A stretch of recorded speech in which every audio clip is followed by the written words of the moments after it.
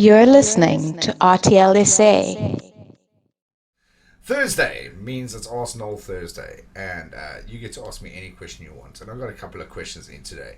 Let's start with Cheryl. Cheryl, what makes you stressed and emotional and angry? Well, that is quite simple. Load shedding, darling. Load shedding. I hate it. It is the bane of my existence, and I get very emotional about load shedding. If we had to go a little deeper, aside from something that we can't control, it probably would say I don't like being ghosted or ignored, so to say. But yeah, my main thing that I hate at the moment, and that makes me very stressed and very emotional and very angry, as per your question, is load shedding. Definitely. Next question. What is my favorite part of the day and why? I would have to say whew, late afternoon, early evening, late night, early morning. Now wait. Now, I know that sounds like a bit of a broad and vague. Um, I quite like the late afternoon, early evening period because you just wrapped up with work and you just getting ready for whatever you're about to do in the evening. So I quite enjoy that period. And then I also like late nights. Yeah, around about 1, 2 in the morning because very often either I'm really enjoying a Netflix series or I am writing, and that's when I write at my best as well, is around about that time of the morning. So I hope that answers that question for you. When last did you play Truth or Dare? Oh dear. If it was a dare, would I choose to do the dare or not? Wow. Um, I've played Truth and Dare a few times.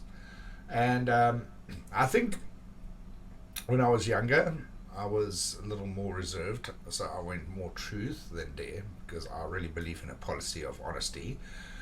But as I've got older, if I had to play truth or dare, man, bring on the dares. Bring them on, man. I've got no problem with taking on anything.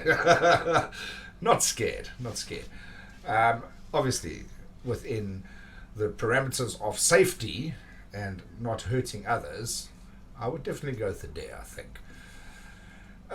If I was to arrange a blind date for a friend, what would you consider? What would I consider when choosing? Right, firstly, that the person is fits the certain sexual criteria. So, if my friend is gay, I would make sure that the blind date would be someone that's gay. Or if it is a straight heterosexual friend, I'd make sure that the person on the blind date is suitable for that date. Because I've seen it happen before. I've heard about it happen before where people like don't take that into account and they send someone who is gay on a straight date or vice versa. It's happened before. So I would consider myself a better friend than that. But yeah, I would look at common interests. Definitely, knowing my friend and whoever I am setting this person up on a blind date with, I'd look for common interests, talking points, so that the date can be easier than awkward silence. So, yeah, I think that's something I would consider first. Then Tracy asked me, being a musician, if you were given the opportunity to open a show for any artist, who would it be and why? Well, firstly, why should I open for them? They should bloody well open for me. No, all jokes aside, there are so many. Who would I go with? I think if I have to look at my writing style and the type of songs I write, I'd probably have to go with someone that is suitable or that I can compliment if I'm opening for them. So I would have gone back in time a little bit to the bands like Live or even Nickelback or Creed, more of an alternative rock type of band. And but I'll tell you one person I would love to open for. There's actually so many, but really, I saw him live in concert as well. Would be Robbie Williams. I would just absolutely thrive opening for him, because I would hopefully get to spend a bit of time with him and pick his brain a little bit, because he is an incredible songwriter. But then, like I said, there's so many. I would love to open for Pink. She's like one of my favorites as well. So yeah, there are many. But yeah, I'd probably go with the more like the Live or the Nickelback or something like that. Lauren asks, are you ticklish? Well, wouldn't you like to know? I have a spot, but generally not ticklish much. So get me in the right mood and find the right spot, and yeah, you will have a lot of fun. But yeah, generally not much. My kids try all the time. They try all the time to tickle me. And then I'll end up laughing because they're trying so hard, but not because I'm ticklish. If I had a time machine, would I go back to the past or travel to the future? Well, it depends on what I want to do, I suppose. I would love to see what's going to happen, but I would also love to go back and right a few wrongs or change a few things.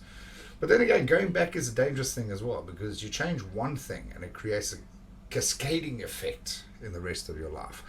So, you change missing the train, and then you catch the train, and your whole life changes just because of that. And then a whole lot of other things might not have happened in your life. So yeah, I suppose I would like to go back in time.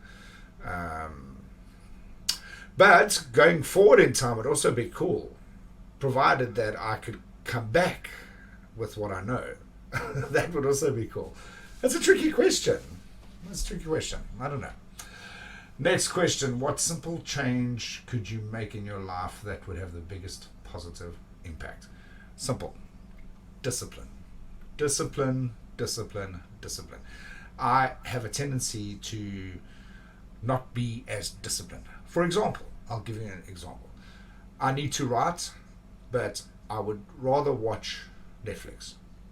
So I'm not disciplined enough to not watch Netflix.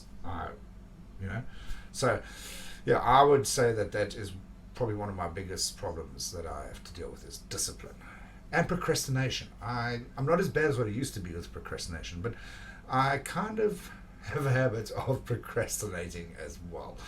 So yeah, I think those are the two things that I would change to have the biggest positive impact in my life. Ryan asked, if bald people worked in a restaurant, would they still need to wear a hairnet? Now, knowing Ryan, he's trying to mess with me, but to answer the question in all seriousness, yes, they would. Because even if you don't have hair, you can still have dandruff. And I know, coming from my background and working in restaurants and things like that, it was mandatory, particularly in the kitchen, whether you are bald or not, to have a hairnet. His other question, Ryan, why do you do this? Would you prefer to have no nose but good smelling fingers, or be blind with a nice smile? Well, I think that's pretty easy. I wouldn't want to be blind. I would prefer to have no nose and good smelling fingers.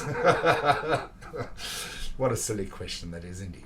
Right, and then talking about silly questions, I haven't heard it yet, but I did get a voice note from Bob.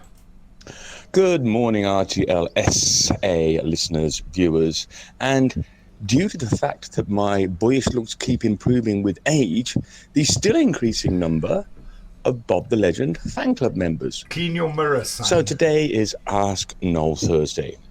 Today's is a bit of a grown-up question, so if your children are nearby, now is the time for you to chuck them into another room so that they don't hear. We do, after all, worry about the fruits of our loins. Talking of loins, Noel, here is my question for you today.